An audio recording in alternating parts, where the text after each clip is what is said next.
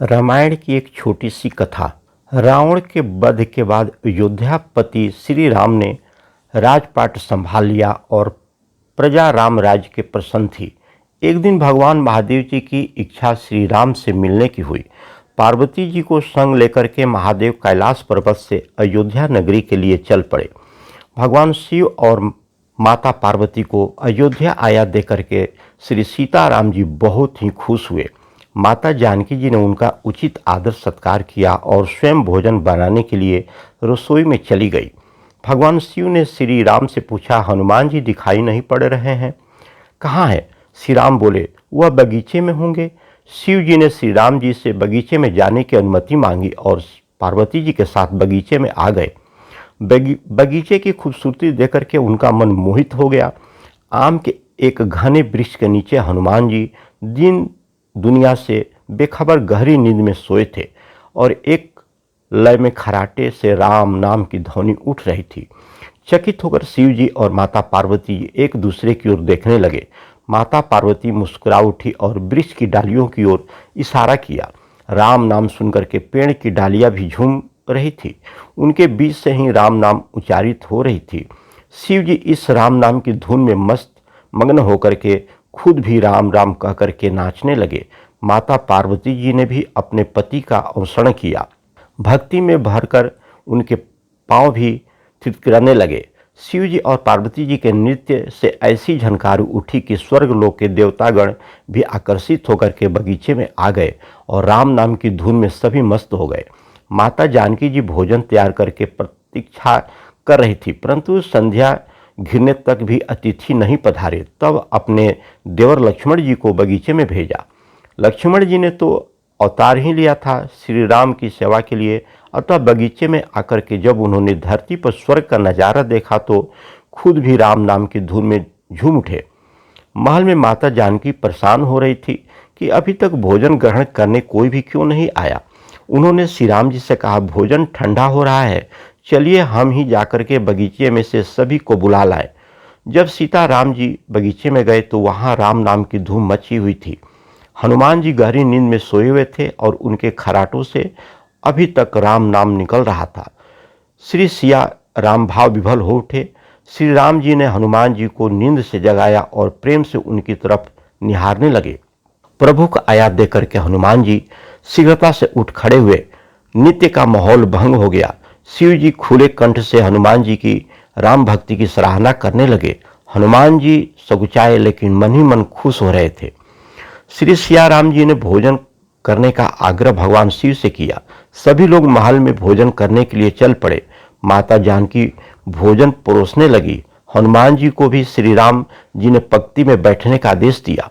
हनुमान जी बैठ गए, परंतु आदत ऐसी थी कि श्री राम के भोजन के उपरांत ही सभी भोजन करते थे। आज भी राम के आदेश से पहले भोजन करना पड़ रहा था।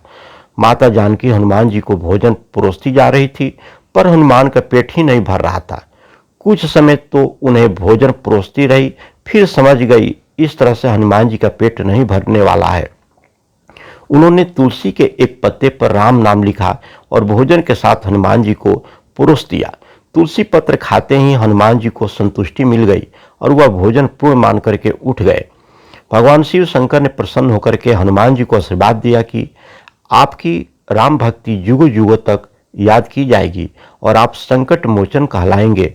पृथ्वी पर तीन ही रत्न है, जल, अन्न और सुभाषित, मीठी बोली। मूर्ख लोग पत्थर के टुकड़े, हीरो, मोती, मणि के आदि को रत्न कहते हैं।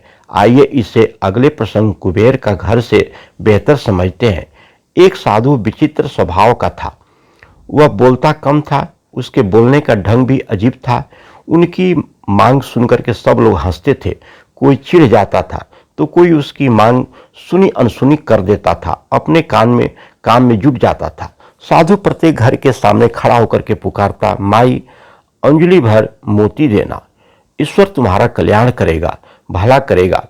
साधु की यह विचित्र मांग सुनकर के स्त्रियां चकित होती थी। वे कहती थी, बाबा यहाँ तो पेट भरने के लाले पड़े हैं, तुम्हें इतने ढेर सारे मोती कहाँ से दे सकते हैं? किसी राजमहल में जाकर के मोती मांगना। जाओ बाबा जाओ, आगे बढ़ो। साधु को खाली हाथ गांव छोटा देख एक बुढ़िया को उस पर दया आ गई।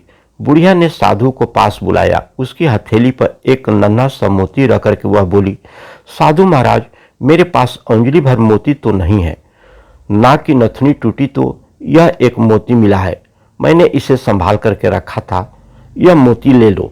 मेरे पास एक मोती है, मेरे गांव से कोई खाली नहीं जा सकता, इसलिए तुम्हें सौंप रही हूं, कृपा कर इसे स्वीकार करें, हमारे गांव से खाली हाथ मत जाओ। बुढ़िया के हाथ का नन्हा सा मोती देख करके साधु हंसने लगा। उसने कहा, माता जी, यह छोटा मोती मैं अपनी फटी हुई झोली में कहाँ रखूं, इसे आप अपने ही पास रखना। ऐसा कहकर के साधु उस गांव के बाहर निकल पड़ा। दूसरे गांव में आकर के साधु प्रत्येक घर के सामने खड़ा होकर के पुकारने लगा, माता जी, प्याली भर मोती देना, ईश्वर तुम्हारा कल्याण करेगा। साधु की यह विचित्र मांग सुनकर के वहां की स्त्रियां भी अचंभित हो उठी।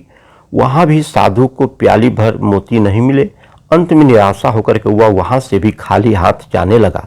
उस गांव के एक छोर में किसान का एक ही घर था। वहां मोती मांगने की चाह उसे घर के सामने ले गई। माताजी, प्याली भर मोती देना, ईश्वर तुम्हारा भला करेगा। साधु ने पुकार लगाई।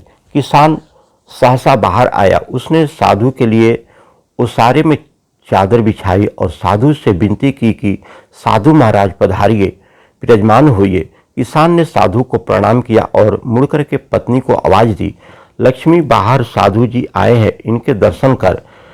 किसान की पत्नी तुरंत बाहर आई। उसने साधु जी के पांव धोकर के दर्शन किए। किसान ने कहा, देख लक्ष्मी, साधु जी बहुत भूखे हैं, इनके भोजन की तुरंत व्यवस्था करना, अंजलि भर मोती लेकर के पीसना और उसकी रोटियां बनाना, तब तक मैं मोतियों की गागर लेकर के आता हूं। ऐसा कहकर वह किसान खाली गागर लेकर के घर से बाहर निकला। कुछ समय पश्चात किसान लौट आया। तब तक लक्ष्मी ने भोजन बना करके तैयार कर रखा था। साधु ने पेट भर के भोजन किया। वह प्रसन्न हुआ। उसने हंस करके किसान से कहा, बहुत दिनों बाद कुबेर के घर का भोजन मिला है, मैं बहुत प्रसन्न हूं। अब तुम्हारी याद आती रहे, इसलिए मुझे कान भर मोती देना, मैं तुम दंपति को सदैव याद करूंगा। उस पर किसान ने हंसकर कहा, साधु महाराज, मैं अनपढ़ किसान आपको कान भर मोती कैसे दे सकता हूं?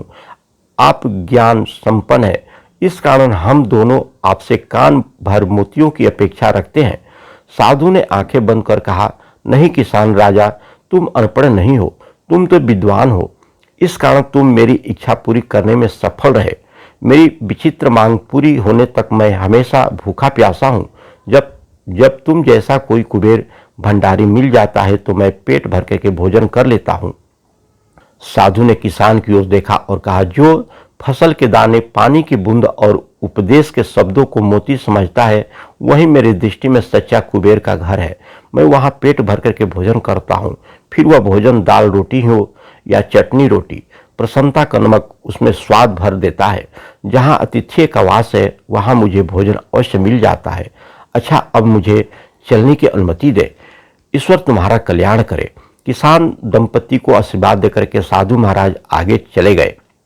नित्य लीला स्थली श्रीराम धाम वृंदावन के कामयों वन में श्री जय श्री कृष्ण दास बाबा जी गोप बालकों के उत्पात से तंग आकर के विमल कुंड के किनारे एकांत कुटिया में रह करके भजन किया करते थे। श्री जय श्री कृष्ण दास बाबा जी हर समय भजन में लीन रहते थे। केवल एक बार मधुकरी के लिए ग्राम में जाया करते थे और से समय दिन रात हरि नाम जपते थे। एक दिन मध्याह्न में सिद्ध जय श्री कृष्ण दास बाबा जी की अंतरंग सेवा में ठाकुर जी की एक ऐसी घटना घटी कि वे श्री कृष्ण विरह से व्याकुल होने लगे। हुआ यह कि उस समय बिमला कुंड के चारों ओर असंख्य गाय और गोप बालक आकर के उपस्थित हुए। गोप बालक बाहर से चीख करके कहने लगे, बाबा प्यास लगी है, जल पिया दें।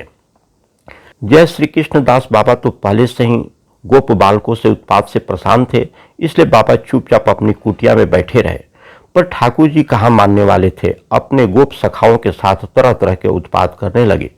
कुटिया के दरवाजे के पास जाकर के बोले, अरे वो बंगाली बाबा, हम जाने हैं तू कहाँ भजन कर रहे हैं, दयाहीन बाबा कसाई के बराबर हुए हैं। अरे बाबा, कुटिया से निकल करके जल पिया दे। हमको बड़ी प्यास लगी है।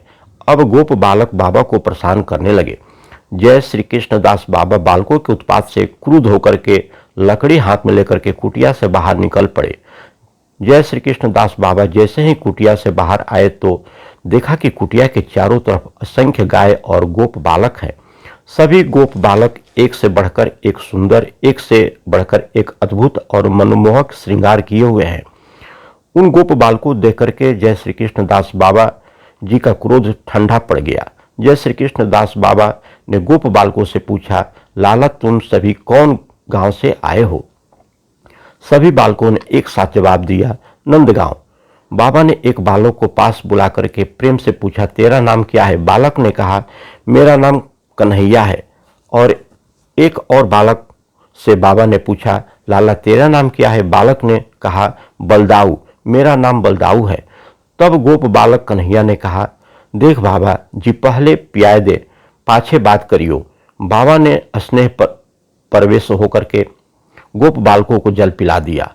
बालक ने कहा, देख बाबा हम नित्य कितने दूर से आए हैं, प्यासे आए हैं, तू कुछ जल और बाल भोग रखवा कर नन्ही नन्ही रोज रोज आकर के उपाधियां नहीं करनी कहते हुए बाबा कुटिया से चले गए। बाबा कुटियों से आकर के सोचने लगे, ऐसे सुंदर मनमोहक बालक और ऐसी सुंदर गायें तो मैंने कभी नहीं देखी, न कभी ऐसी मधुर बोली ही सुनी।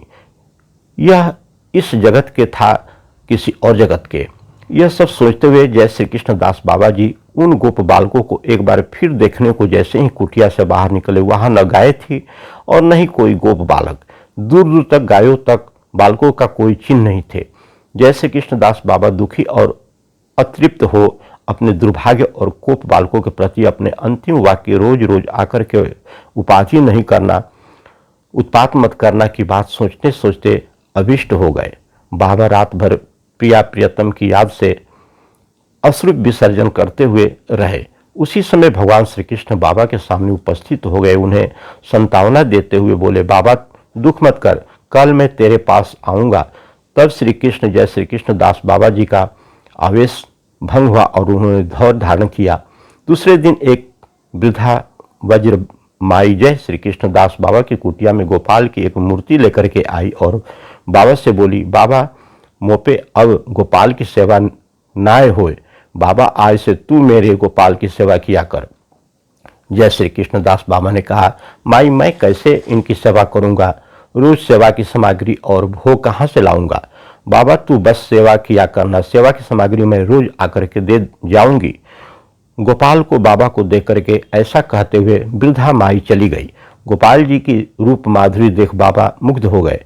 उसी रात जय श्री कृष्ण दास बाबा को स्वप्न में वृद्धा माई ने श्री वृंदावन जी के रूप में दर्शन दिए। गोपाल जी की उल्टी रीति है, अगर कोई बुलाता है तभी उसके पास नहीं जाते और कभी कोई नहीं बुलाता है तो भी उसके पास जरूर जाते हैं। ऋषि मुनि भी बुला बुला करके हार जाते हैं, उनके मानस पटल पर भी कभी उदय नहीं होते, पर उनके प्रेमी भक्त उन्हें नहीं भी बुलाते हैं तो भी हाथ जोड़कर अपने भक्त के सामने पीछे खड़े हो जाते हैं। जय श्री कृष्ण दास बाबा ने उनके आने की उपाधि मान करके उनसे यही कहा था, न रोज रोज आकर के उपाधि न करना। इसलिए आज ठाकुर जी बाबा के पास आकर के ऐसे जम कर के बैठे कि जाने का नाम ही नहीं लेते। धन्यवाद।